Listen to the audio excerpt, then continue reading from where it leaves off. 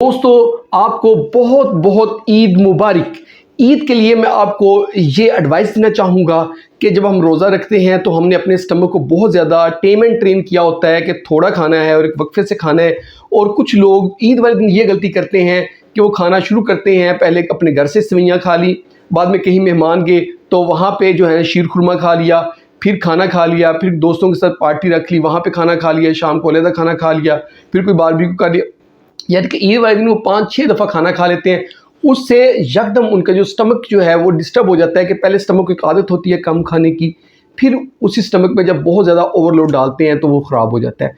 तो दोस्तों ईद का दिन है, ईद की खुशियों को एंजॉय करें, लेकिन खाने में एतदाल बरतें। कोशिश करें कि थोड़ा खाएँ और मुनासिब खाएँ।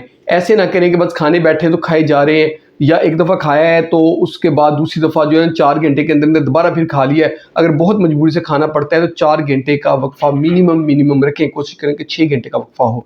तो ये थी आज की हमारी ईद के दिन की वीडियो। आप लोगों को बहुत बहुत ईद मुबारक।